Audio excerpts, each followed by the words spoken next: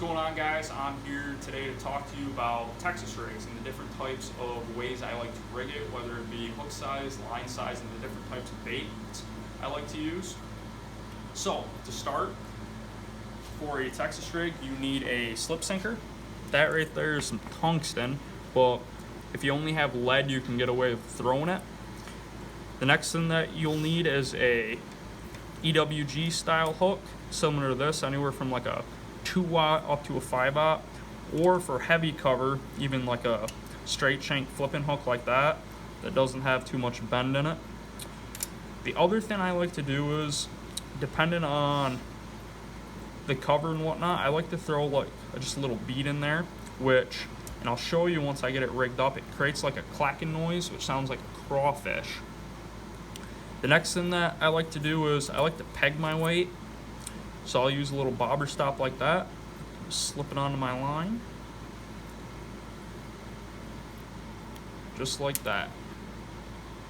The next thing I'll do is I'll insert my tungsten weight or lead weight. Doesn't really matter. Tungsten's just a little bit smaller than lead, more compact. The next thing I'll do is put a little bead on there and tie on either a flipping hook or an EWG.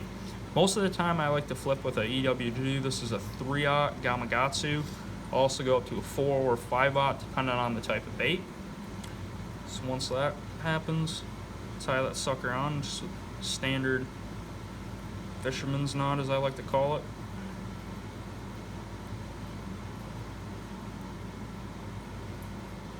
Loop it around 5 times. Once I do that, so you'll get just a little hole right there. I'll slip it through and then back through the hole you made. See that? Oop.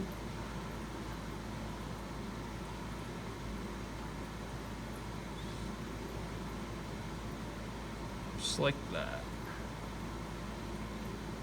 Okay. And always wet it as well. Just a dab of saliva will do it. Pinch it down all the way down to the hook eye. And then I'll take my scissors and just cut off the excess line. So, all in all, once you have that, I will pinch my weight down,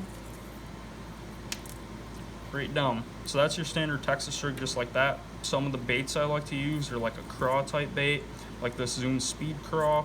I even like to, depending on the circumstance, Texas rig a Gary Yamamoto Cinco or even a Gajo stick bait. Basically what I'll do for the Senko is, there's 2 different style ends. You got your pointed tail end, and then I like to say the circular end. So you'll take the circular end, take your hook point and go in right where the hook starts to bend, come right on out, slide it up the shank of the hook, twist it around. Then you're going to take your hook and tex pose it. So you're going to go in just like that, take it and then bury it back in. So that way when your Senko is going through the cover, it doesn't snag up on grass, wood, rock, anything like that. Makes it weedless. So the reason I have the bobber stop on is it keeps my weight from sliding up and down freely up the line. And I add in the bead to give it a little bit of noise. So if you can really hear it, that to me sounds like a crawfish clacking.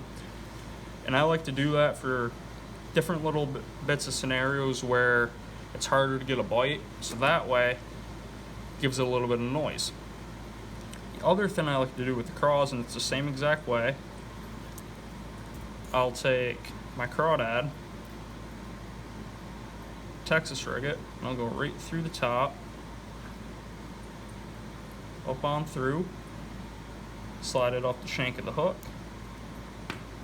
just like that. And just like the Senko, I'll feed it through. Once I'm through, I'll Texpose it back into the plastic. Again, that way, keeps it weedless. And I'll pinch my bobber stop and everything down so you have a very slim profile that'll slide through grass easy.